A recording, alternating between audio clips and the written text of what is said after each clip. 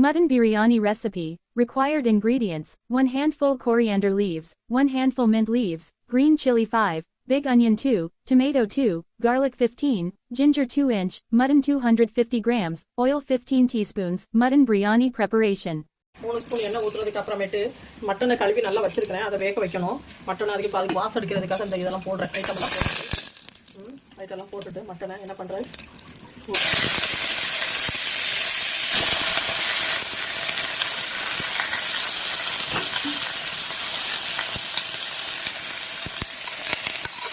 நல்லா கிண்டி விடணும். அது தண்ணி வரும். பாருங்கள், தண்ணி வரதை நான் காட்டுறேன். இன்றைக்கி எல்லாம் கொஞ்சம் லைட்டாக அந்த மட்டனில் வந்து காரம் பிடிக்கணும். அப்போ தான் நல்லா இருக்கும். என்ன காரப்பொடி போட்டிருக்கேன். அப்புறமா மல்லிப்பொடி. அது எதுக்காகனா மட்டன் வந்து நல்லா சப்புன்னு இருக்கும். இந்த மாதிரி போட்டு நல்லா வேக வச்சு பாருங்கள். நீங்கள் உங்கள் வீட்டில் நல்லா செம்ம டேஸ்ட்டாக இருக்கும். 1 ஸ்பூனு தனியா பொடி, கொஞ்சம், ரொம்பவும் போடக்கூடாது. ரொம்ப போட்டால் நல்லா இருக்காது. கொஞ்சமாக தான் போடணும். அந்த மட்டன் மசாலா அந்த ஐட்டம் சேர்றதுக்காக போட்டிருக்கேன். இல்லை கொஞ்சம் ஜீரகப்பொடி. ஜீரகப்பொடி இன்னைக்கு கொஞ்சம் நான் வித்தியாசமாக தான் செய்கிறேன். இந்த மட்டனில் இது சேர்றதுங்கிறதுக்காக கொஞ்சம் போல் இஞ்சி பொடி வேஸ்ட்டையும் போட்டிருக்கேன். அப்புறம் கொஞ்சம் போல் புதினா, கொத்தமல்லி இதையும் போட்டு, புதினாவும் கொத்தமல்லியையும் போட்டு நல்லா கிண்டி விட்டுட்டு உப்பு கொஞ்சம் போடணும். அப்போதான் வந்து இந்த மசாலாலெல்லாம் வந்து அந்த மட்டன்லாம் வந்து உப்பு காரம் கரெக்டாக இருக்கும். கொஞ்சமாக உப்பு போட்டுக்கோங்க மட்டனுக்கு மட்டும். 1 கிளாஸ் தண்ணி பட் ஒரு 1/2 கிளாஸ் கூட ஊற்றலாம். நான் 1 கிளாஸ் ஊற்றுறேன். ஏன்னா கரைஞ்சிச்சுன்னா போச்சில்லை, அதனால். ஓகே, மஞ்சள் பொடியெல்லாம் தேவையில்லை. மஞ்சள் பொடி நம்ம ஏற்கனவே ஆல்ரெடி போட்டு தான் கழுவி இருக்கோம், அதனால் தேவையில்லை. குக்கர் ஒரு 5 விசில் மூடி வச்சுருவோம். இது கடையில் இந்த கேப்பில் இந்த வானலில் பார்த்தீங்கன்னா எண்ணெய் ஊற்றி நம்ம பிரியாணிக்கு வதக்க வேண்டிய ஐட்டத்தெல்லாம் முதல்ல வதக்கிறோம். அப்போ அந்த மட்டன் வெந்த உடனே இதை போட்டுட்டு டக்குனு நமக்கு வந்து ஒரு டைம் சேவ் பண்ணுறதுக்காக இந்த ஒரு ஈஸி வே மெத்தட். இப்போ இதில் வந்து பிரிஞ்சி இலை, மராட்டி மொக்கு, அப்புறம் இது வந்து மட்டனை வேக வைக்கிற குச்சி, இது கல்பாசி, ஏலக்காய், கிராம்பு எல்லாம் எடுத்து வச்சுருக்கேன். இந்த ஐட்டத்தை இதில் போடுறேன். கொஞ்சம் இது நல்லா லைட்டாக எண்ணெயில் பாயில் ஆகட்டும்.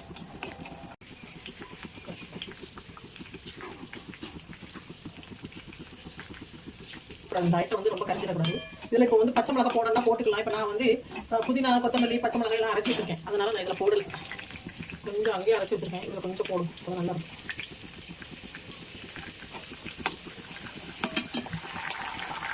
அந்த ஃப்ளேவருக்காக போடணும். இது கடைசியில் போடணும்.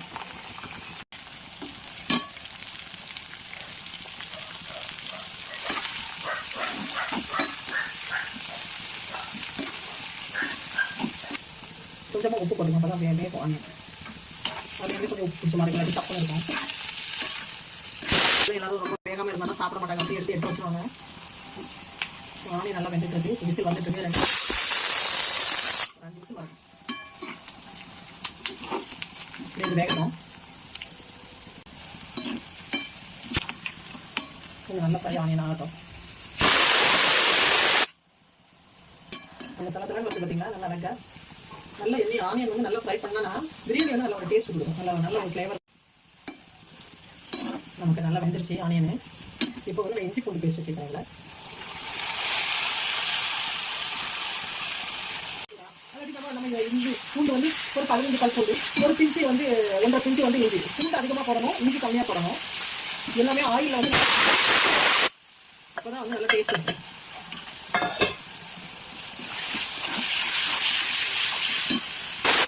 பச்சை மிளகாய் எல்லாம் கொஞ்சம் எல்லாரும் எடுத்து எட்டா போடுறாங்கன்னு சொல்லிட்டு ஒரே குப்பையாக இருக்கணும் எல்லாருமே.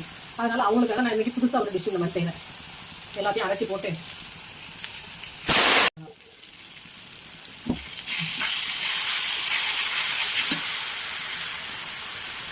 ஆனியனில் ஃப்ரை பண்ணதுக்கப்புறமா நம்ம தக்காளியையும் அரைச்சி வச்சுருக்கோம். தக்காளி பழம் வந்து அரைச்சி வச்சுருக்கோம். அதையும் என்ன பண்ணுவோம் வீட்டில் சேர்த்துக்கோம். இது கொஞ்சம் கலர் கொஞ்சம் வித்தியாசமாக இருக்கும். நம்ம நார்மலாக செய்கிற பிரியாணிக்கும் இந்த அரைச்சிலாம் போடுறதா அது கொஞ்சம் பச்சை கலரில் மாதிரி இந்த மாதிரி. இப்போ தக்காளி பழத்தை சேர்த்துக்கோம்.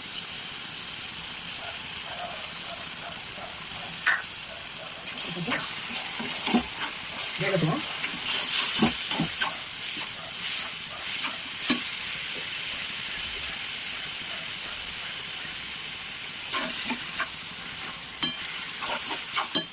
கொஞ்சம் சிம்மில் வச்சுக்குவோம்.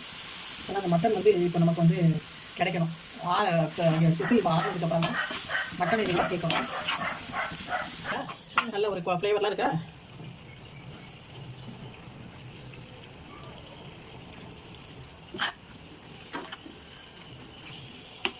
ஆல்ரெடி இந்த வெங்காயம் சீசன் பண்ணி இந்த புதினா பிரியாணிக்கு என்னென்ன ஐட்டம்லாம் போடணுமா போட்டு எல்லாம் ரெடி பண்ணி வச்சுருக்கோம். அந்த மசாலா கலவையில் இது கொஞ்சம் கலர் அப்படியே கொஞ்சம் இதோட அந்த ஃப்ளேவர் இருக்குது. இது கூட கொஞ்சம் இதாகும். கொஞ்சம் ஆனால் கொஞ்சம் தண்ணி ஊற்றுவோம்.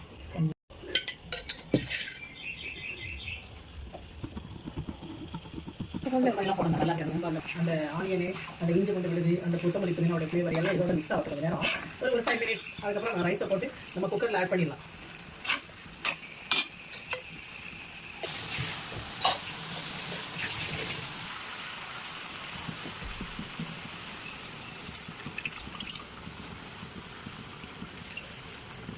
அரிசியை போட்டு இதில் கொஞ்சம் நல்லா மிக்ஸ் பண்ணிவிட்டு அப்புறமா நம்ம ஆல்ரெடி ஏற்கனவே தண்ணி ஊற வச்சுருந்தோம். இதில் மொத்தம் 300 அரிசிக்கு ஒரு டம்ளருக்கு 2 டம்ளர் தண்ணி வச்சு நான் வச்சுருக்கிறேங்க.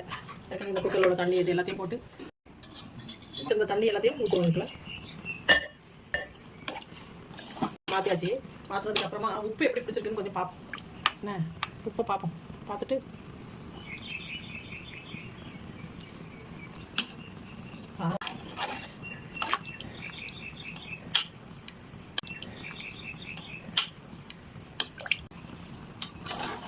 இந்த கொதிக்கணும். கொதிச்சதுக்கு அப்புறமா தான் விசில் போடணும். ஏன் அப்படின்னா அடியில் அப்புறமா அடி பிடிச்சிடக்கூடாது. அதனால தான் வேறு ஒன்று. அதாவது இப்போ பிகினர்ஸ்க்கு இது வந்து ஈஸியாக இருக்கும். அதுக்காக தான் அப்படி சொல்கிறேன். கொஞ்சம் லைட்டாக ஒரு பாதி லெமன் லைட்டாக அப்படி பிடிச்சி ஊற்றிட வேண்டியது. கலரில் நம்ம போட வேண்டாம். கலர் ஊற்றிட்டு ஒரு கலரிட்டு அக்கா சொன்னாங்க 3 வைக்கணும் அப்படின்னு சொல்லிட்டு 3 வச்சிடாதீங்க. இப்படி இருக்குன்னு இன்னும் செஞ்சு பார்த்தேன். வேக வந்துட்டேன். கொஞ்சம் மூடி வைப்போம்.